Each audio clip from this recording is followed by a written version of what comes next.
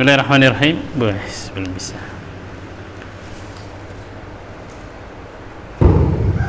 Bismillahirrahmanirrahim. Assalamualaikum warahmatullahi wabarakatuh. Alhamdulillahirabbil alamin. Wassalatu wassalamu ala nabiyyina Muhammadin wa ala alihi wa ashabihi wa man tabi'ahum bi ihsanin ila yaumiddin. Alhamdulillah, kita bersyukur pada Allah Subhanahu wa taala atas segala nikmat yang Allah Subhanahu wa taala berikan pada kita semua. Yang dengan nikmatnya pada malam hari ini kita bisa bermajelis kembali mengulang pelajaran bahasa Arab. Mudah-mudahan kita istiqomah ya. Kalau bisa sampai selesai ini.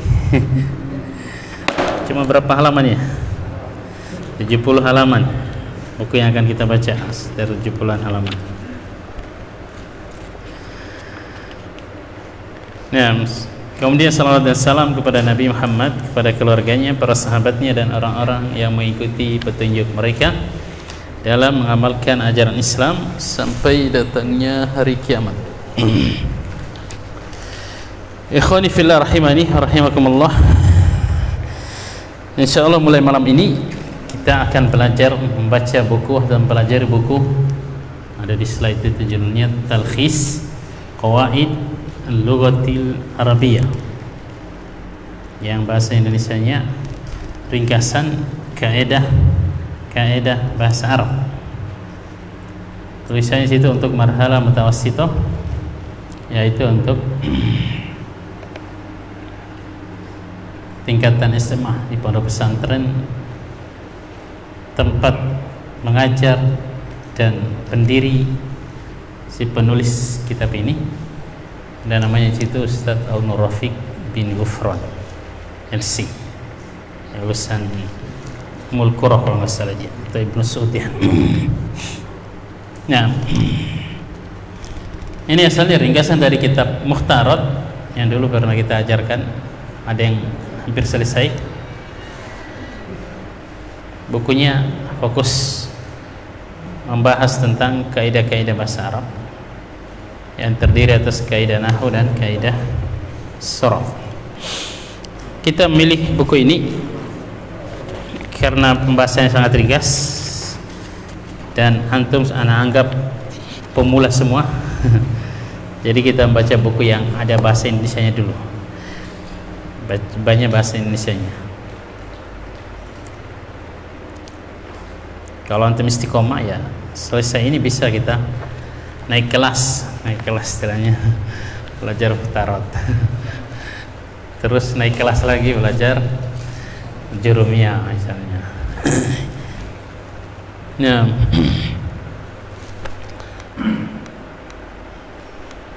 tulis itu terus banyak foto-fotonya, ini tak bawakan foto-foto bukunya.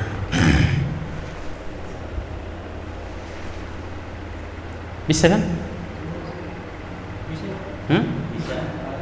Ada orang bisa. Itu masuk dulu di Facebooknya. Di Facebooknya itu masuk. Nah, kayaknya harus pakai mixernya juga biar dibaca.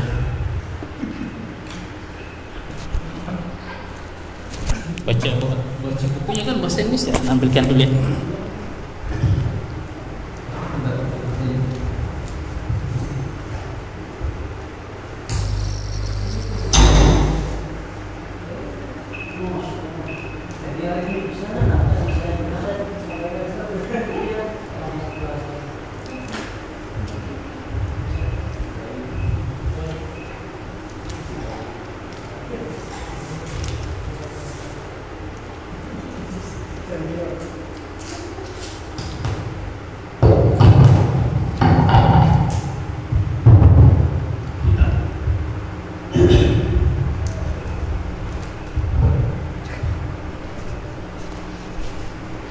Langsung aja ya, waktu kita cuma setengah jam kayaknya.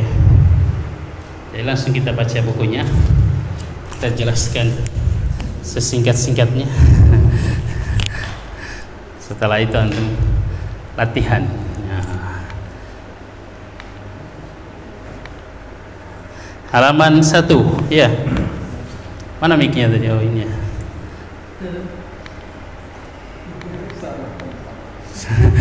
Enggak, baca aja itu. Baca bahasa Arabnya itu. Langsung kita baca aja. Langsung kita punya. Jelas sudah kita sampaikan tadi apa yang akan kita pelajari ini. Fokusnya pada ilmu nahwu dan sarf atau sarf dan nahwu. Baca itu muqaddimah babul awal, al-babu al-awwalu, kalau ada harakatnya gitu. Al-babu al-awwalu Muqaddimatun. Muqaddimah. Bab pertama pembukaan. Jumlah atau kalam Jumlatu al-jumlatu wal kalam al-jumlatu atau al-kalam yaitu susunan kata atau kalimat yang mempunyai arti sempurna. Cukup. Kita langsung masuk ke muqaddimah ya. Ini enggak ada pengantarnya, enggak ada.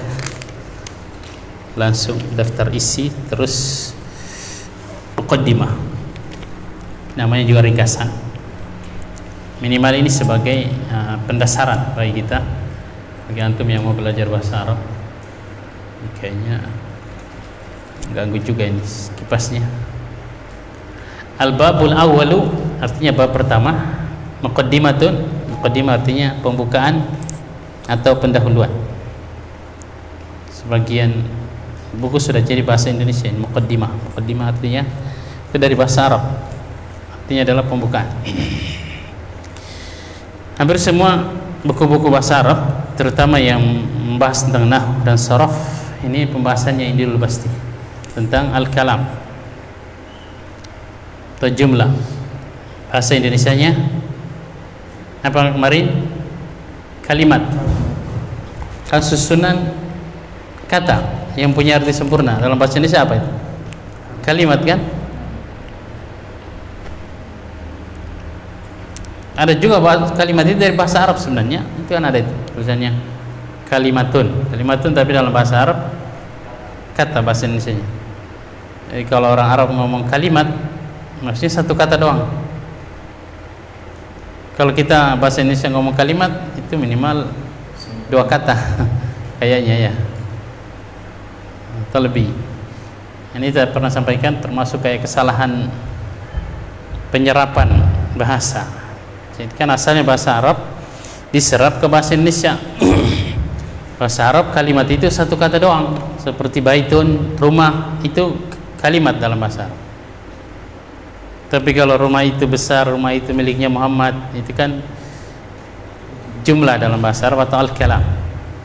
Bahasa Indonesianya kalimat. Jadi terbalik-balik kan. Nah, kita ini belajar bahasa Arab. Yang ingin disampaikan oleh penulis itu al-jumlah atau al-kalam. Ini sama definisinya, yaitu susunan kata yang mempunyai arti sempurna. Kalau belum sempurna berarti tidak disebut jumlah atau kalam. Maksudnya yang punya arti sempurna, orang yang mendengar sudah paham apa maksudnya ada dari kata-kata susunan kata yang diucapkan oleh seseorang. Misalnya Muhammad pergi ke pasar, itu orang sudah paham maksudnya. Tapi kalau cuma Muhammad pergi, itu sebenarnya belum sempurna, tidak disebut jumlah atau kalam dalam bahasa Arab. Muhammad membaca, asalnya tidak sempurna. Kalimat seperti itu harus ada yang dibaca. Apa yang dibaca? Misalnya buku Al-Quran, baru sempurna. Atau yang lebih jelas dalam bahasa Arab namanya jumlah syartiyah.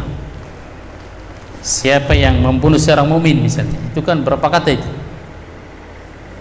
Itu belum sempurna itu. Harus ada jawabannya. Maka hukumannya adalah neraka, dia kekal di dalamnya. Baru sempurna kata tadi, siapa yang membunuh seorang muslim dengan sengaja tanpa alasan yang benar.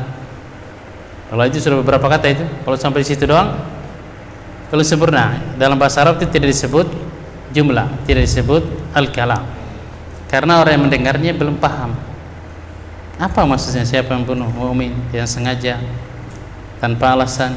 harus ada jawabannya, jawaban syarat namanya. Maka dia akan dihukum atau diancam dengan neraka jahanam. Nah, itu baru sudah sempurna. Siapa yang tidak mengerjakan tugas misalnya, kalau cuma sampai situ orang tidak paham maksudnya. Harus butuh penyempurnanya, butuh jawabannya namanya. Itu maksud dari yang mempunyai arti sempurna. Maksudnya pendengarnya sudah paham dari yang diucapkan oleh orang yang mengucapkan jumlah atau kalam tersebut. Kalau belum paham, masih butuh pertanyaan, maka yang ucapannya itu tidak disebut sebagai jumlah atau kalam. Ya, kalau dalam bahasa Indonesia saya tidak terlalu paham juga bahasa Indonesia sih masalahnya. Yang lengkap subjek, predikat, objek ya, begitu ya. SPO tambahkannya ya itu pelengkapnya doang, keterangan kan, keterangan waktu. Muhammad pergi ke pasar, itu sudah lengkap, tambah keterangan kemarin. Nah, misalnya itu kan cuma penjelas doang keterangannya itu. Lanjut sebelahnya, semua baca, mudah-mudahan dapat. Contoh, Zahaba Muhammadun ilal masjid. Zahaba Muhammadun Ilal masjid. Naam. Muhammad pergi di masjid. Qara'at Fatimatu. Qara'at Qara'at Fatimatu. Qara'at Ya. Fatimatul Qur'an. Qara'at Fatimatul Qur'ana. Naam. Fatimah membaca Al-Qur'an. Iya. Suatu jumlah. Cukup. Dimatikan dulu mic-nya kalau sudah. Satu aja yang atasnya doang. Biar enggak bunyi-bunyi sini. Bunyi-bunyi sini itu kalau mic ini pas di sini.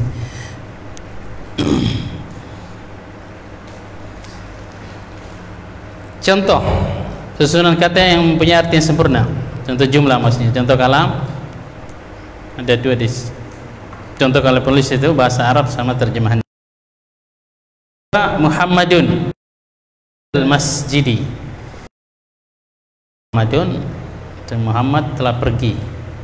Itu orang belum paham kan? Walaupun itu sudah tersusun lebih dari satu kata, nanti akan disebutkan oleh penulis jumlah dalam bahasa Arab itu minimal 2 kata. Harus ada ilal masjid biar sempurna kalimatnya. Zahaba Muhammadun ilal masjidi. Maksudnya Muhammad pergi ke masjid. Bahasa Indonesianya Muhammad pergi ke masjid. Nah, yang kedua contohnya situ qara'at. Ini nanti kita akan bahas. Ada tak yang tidak ada harokatnya situ, tak sukun, jadi besar banget ya. Fatimatu Al-Qur'ana. Zahaba Muhammadun ilal masjid. Nanti kita akan pelajari kenapa Muhammadnya di dhamma, Muhammad al-masjidinya kenapa di kasroh. Itu ada. Sama juga ini kenapa Fatimah itu di dhamma, di sini Al-Qur'ana di fathah, enggak di dhamma juga. Nah, nanti akan ada pelajarannya. Ini yang fokus kita pelajari di kitab ini salah satunya. Jadi biar gundul bisa kita baca, kita bisa terjemahkan, kita bisa bertanggungjawabkan karena kita tahu rumusnya, kita pegang kaidahnya. Fatimah membaca Al-Quran. Ini contoh jumlah atau kalam, yaitu susunan kata yang mempunyai arti yang sempurna. Kalau cuma dipotong tadi, misalnya tadi apa? Ini dimatikan aja kipasnya ini. Qara'at Fatimah tuh, gitu aja misalnya. Fatimah membaca. Ini belum sempurna kan? Baca apa? Baca koran ke, baca SMS. Nah, qara'at Fatimah tuh Al-Qur'an. Harus ada Al-Qur'ananya.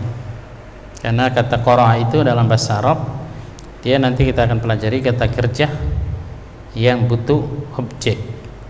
Ya, akan sempurna maknanya kalau ada objeknya. Ya. Lanjut. Cepat-cepat aja. Tapi kayaknya nggak bisa cepat ya. Satu jumlah atau kalam. Suatu jumlah atau kalam minimalnya tersusun dari 2 kata. Nah, itu minimal 2 kata. Secara terperinci kata kalimat ada 3 macam, yaitu isim, fi'il, dan huruf. Nah, cukup. Suatu jumlah atau kalam dalam bahasa Arab minimalnya tersusun 2 kata. Nanti ada pembahasan rincinya ini. Ada jumlah ismiyah, ada jumlah fi'iliyah namanya. Kecuali sebagian pembahasan kalau sudah tinggi banget untuk belajar bahasa Arab, nanti ada bahkan jumlah dalam bahasa Arab cuma tersusun 1 huruf, bukan cuma 1 kata, 1 huruf doang. Itu khusus fi'il amr. Fi'il amr yang tersusun atas 1 huruf aja ada dalam bahasa Arab. Itu sudah dianggap jumlah yang sempurna. Tapi itu belum kita bahas. Ini secara umum jumlah atau kalam dalam bahasa Arab minimal 2 kata. Misalnya Muhammad tidur, Muhammadun naimun. Ini gitu aja sudah dianggap jumlah yang sempurna. Muhammad tidak hadir, Muhammadun ghaibun. Itu sudah dianggap jumlah yang sempurna, tersusun atas dua kata. Secara terperinci kalimat, kata atau kalimat ada 3 macam, yaitu isim, fi'il, dan huruf. Ini di bab-bab awal ini akan kita bahas secara detail, yaitu pembahasan isim, fi'il, dan huruf. Apa itu kita istilahnya kita utak-atik lah secara detail. Setiap orang yang belajar bahasa Arab dia harus menguasai dulu pembahasan minimal perbedaan isim, fi'il, dan huruf, baru bisa lanjut ke pembahasan-pembahasan berikutnya. Nah, semua bahasa Arab pasti tidak keluar dari 3 ini nih, isim, fi'il, huruf. Kayak ini, zahaba Muhammadun ila masjid, zahaba fi'il, Muhammadun isim, ila huruf, masjid isim gitu. Qara'at isim,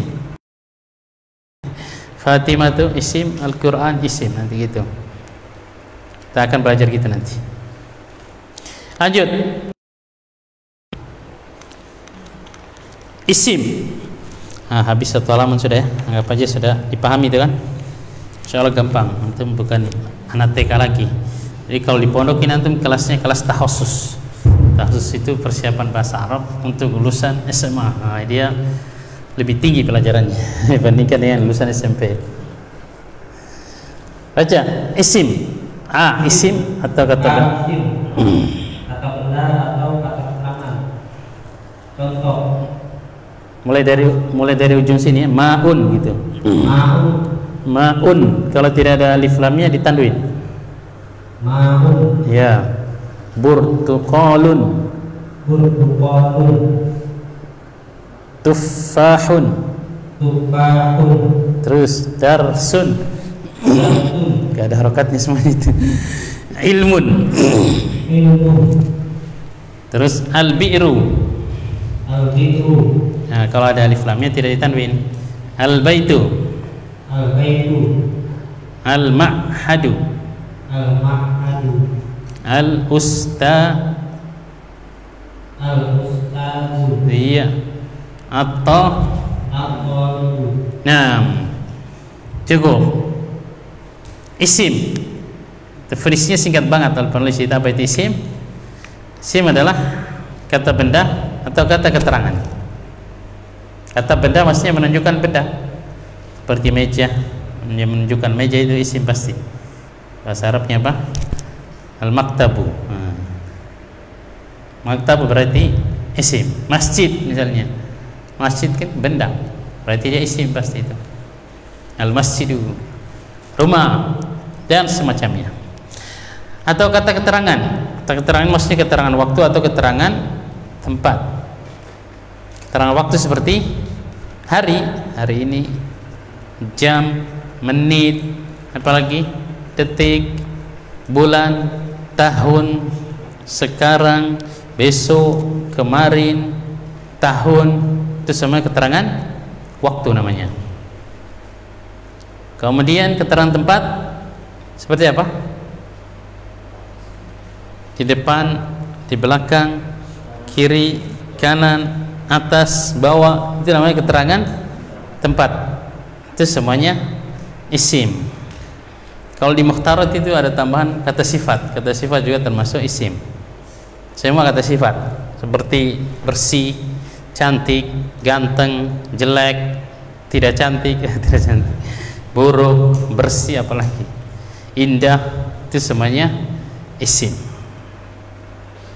Nah, jadi karena ini ringkasan kitab yang kita baca ini, penulis cuma memberikan definisi kata benda atau kata keterangan.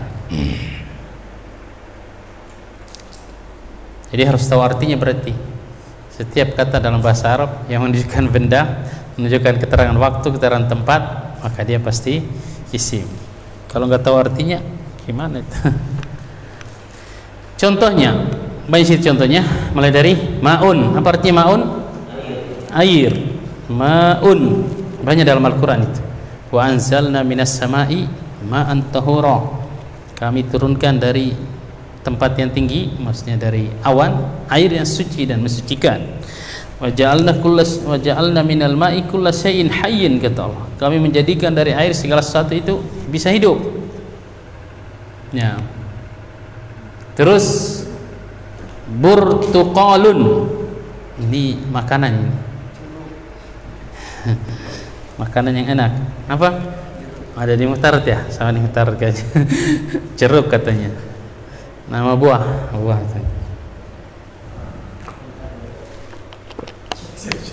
bawa kamus dia.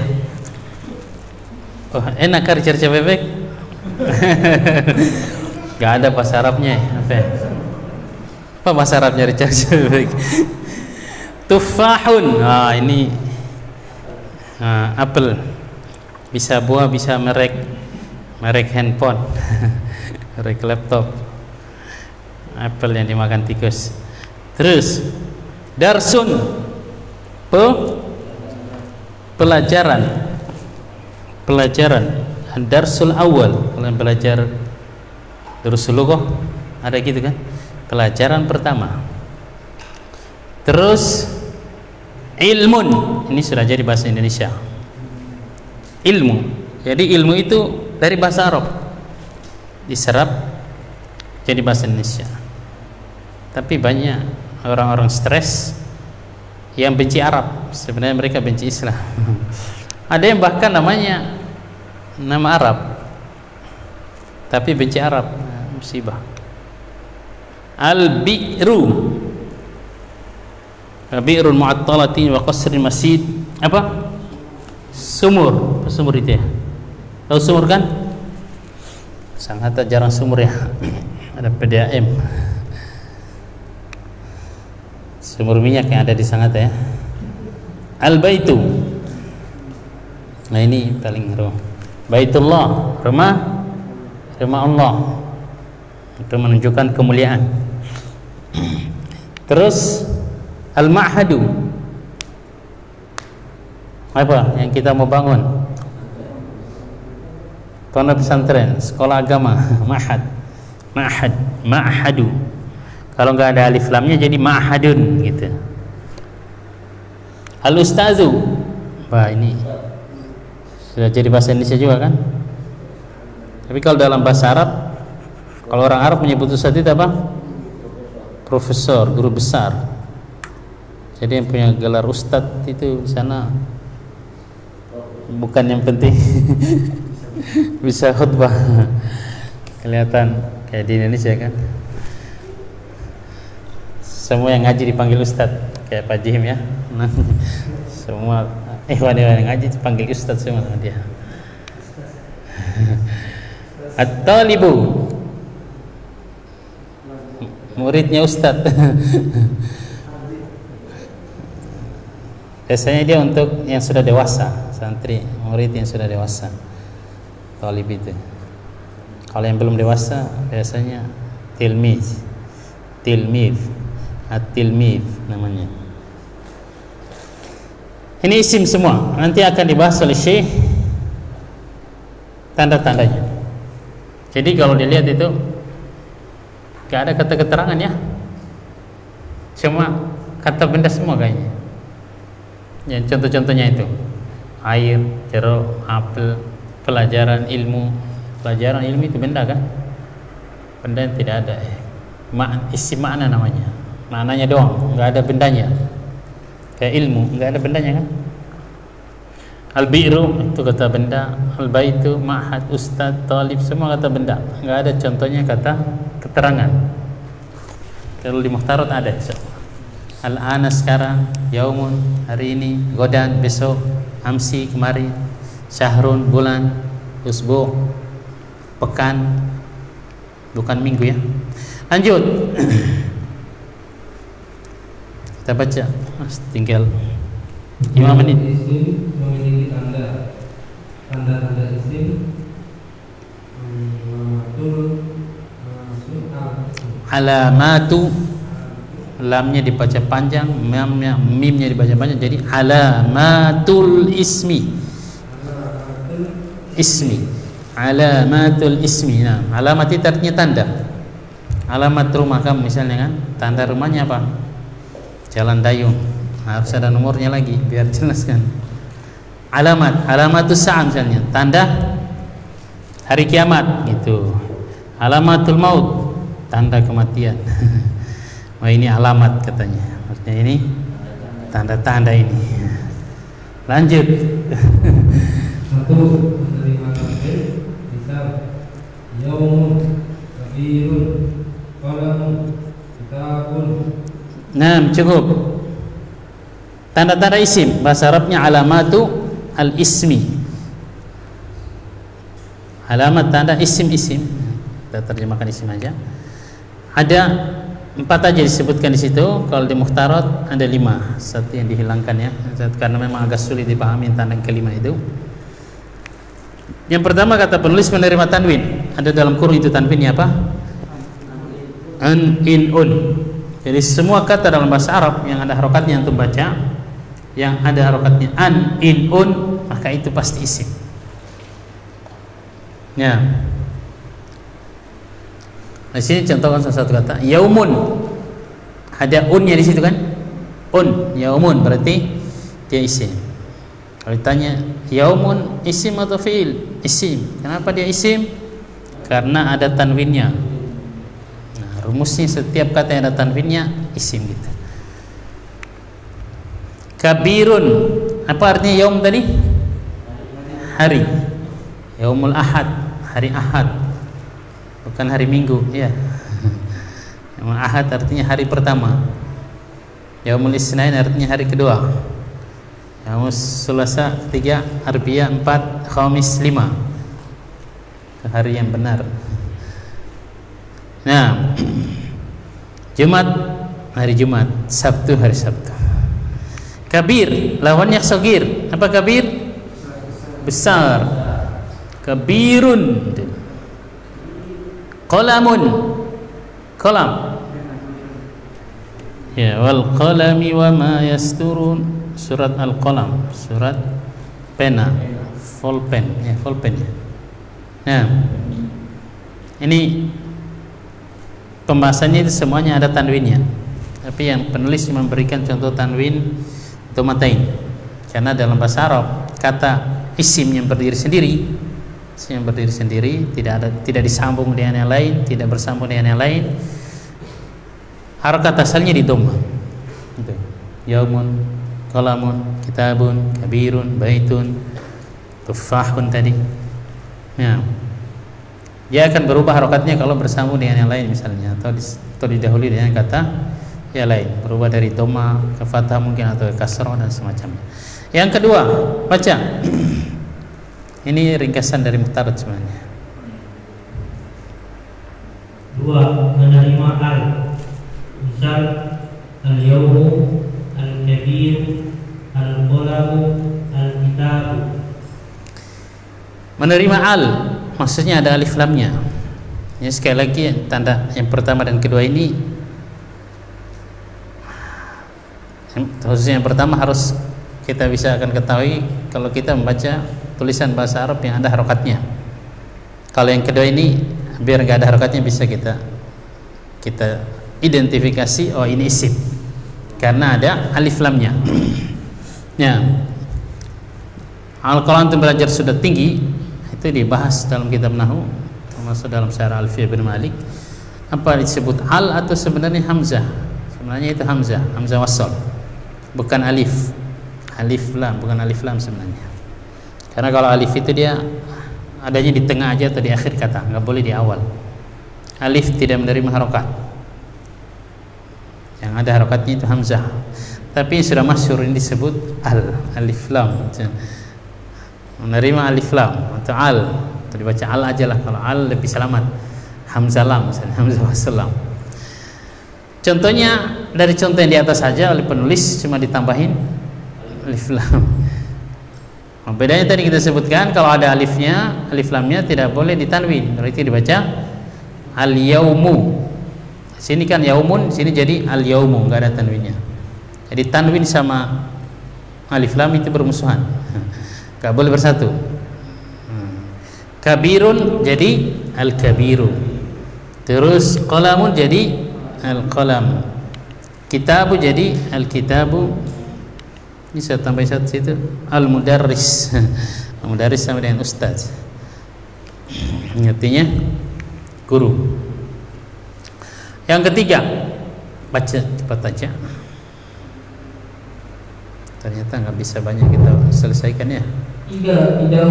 Didahului salah satu dari huruf nida atau panggilan ya, misal ya ustadu, ya Muhammadu.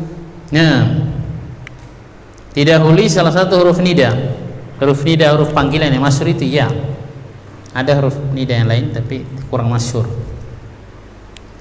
Ya ustazu, ya Muhammadu. Jadi semua kata dalam bahasa Arab didahului panggilan ya di depannya, pasti setelahnya itu isim. Nah, semua yang ada alif lamnya pasti isim, semua ada tanwinnya pasti isim. Itu kesimpulan tanda-tanda ini maksudnya.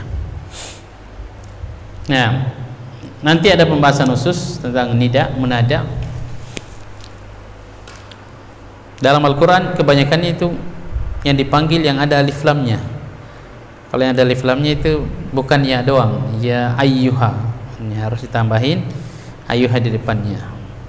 Ya ayyuhan nabiyyu, ya ayyuhal muzammil, ya ayyuhalladzina amanu, karena ada alif lamnya yang dipanggil. Kalau nggak ada alif lamnya seperti ini langsung aja, ya ustazu, ya Muhammadu, ya kalb misalnya. Wahai anjing. Nggak boleh tapi yang kalau manusia. Wah, sudah azan. Ayo baca. Wah, cepat banget. 4. Diawali salah satu huruf jer. Macam-macam huruf jer. Min dari ila ke misal dulu. Enggak ada misalnya ya. Iya. Li milik ba dengan ala di atas, bi dengan ala di atas. Kalau dengan ala di atas, fi di dalam. Misal ala kursiyin, ala kursiyin,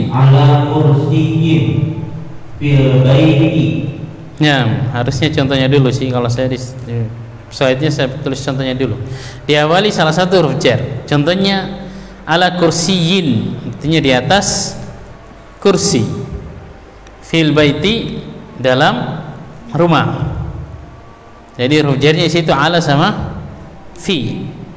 Dia amalannya itu mengkasroh, menjerkan. Jar itu maksudnya mengkasroh huruf kata setelahnya. Jadi kata setelah huruf jar ini pada asalnya harakatnya pasti dikasroh. Jadi fi pasti al baiti, baiti pasti harakatnya. Fil masjidi, ilal masjidi gitu. Ya.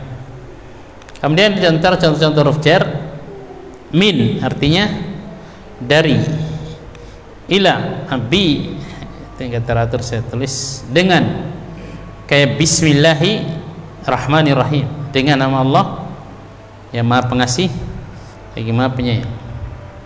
Ila, zahaba Muhammadun tadi ilal masjid.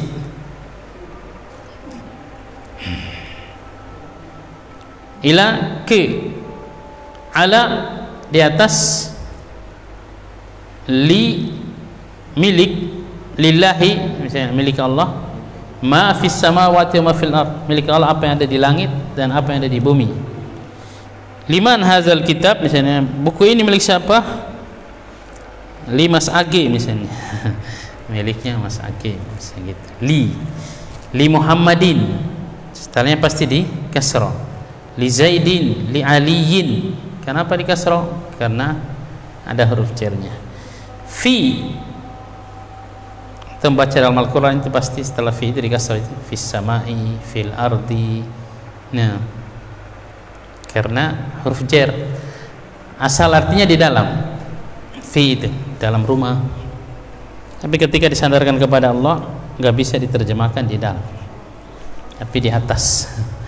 Misalnya Allahu fis sama, Allah di langit, apa maksudnya dalam langit? Berarti langit lebih besar daripada Allah? Nggak mungkin, langit itu kecil banget di hadapan Allah Subhanahu wa ta'ala.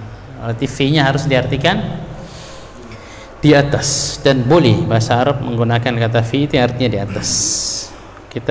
Saya pernah bahas itu di kajian akidah kan, masalah itu. Saya kata Allah, qul siru fil ard, katakan kepada mereka berjalanlah di bumi. Apa maksudnya fi di situ dalam bumi? Kalau dalamnya siapa yang bisa? Cacing aja susah jalannya, padahal dia hidup dalam tanah, apalagi kita harus ngebor dulu baru bisa jalan dalam. Tapi maksudnya di atas.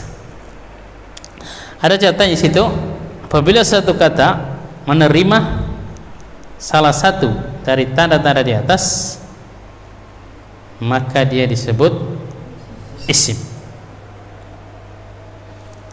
Baru 2 halaman doang ya, belum selesai, setengah jam. Ini pun sudah cepat. Nanti latihannya agak lama insya Allah. Ada latihannya nih, saya bikin sendiri tapi latihannya. Kalau di buku sini nggak ada, jadi belum bisa antum kerja di rumah sendiri. Nanti dipaparkan di slide baru tahu. Oh ini latihannya. Tujuannya latihannya itu aja, untuk membedakan mana isim, mana fiil, mana huruf. Itu dulu yang kita fokuskan. Kalau antum sudah bisa itu, di pelajaran-pelajaran setelahnya Anda cuma menyebut isim aja, fiil, harusnya antum sudah paham apa maksudnya. Tidak perlu lagi karena ada alif lamnya, karena ada tanwinnya. Ya. Jadi satu pembahasan doang ya, baru bagian A yang selesai, bagian B dan C belum. Ini kalau malam Jumat memang agak pendek waktunya. Cukup ya. Jadi ini butuh dihafal juga ya, butuh dihafal, terutama definisinya itu, contoh-contohnya, tanda-tandanya, semuanya kan harus dihafal ini. Kalau sudah pernah belajar mutarat, insya Allah gampang lah. Fi'il nanti ini kita bahas, tapi nanti aja ya pertemuan berikutnya. Semoga Allah Subhanahu wa taala memberikan keistiqomahan pada kita semua. Tetap semangat ya sampai selesai. Kecuali kalau lagi cuti ya. Belajar online ya. Ini 70 halaman bukunya, 74 halaman. Kita baru selesaikan 2 halaman, 1,5 halaman. Wah, berarti 70 kali pertemuan lagi. Belum ada latihannya itu.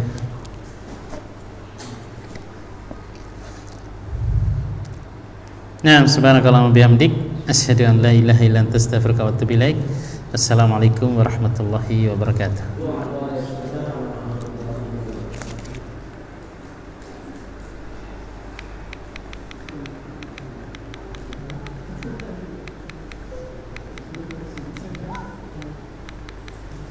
Yo, keren kan?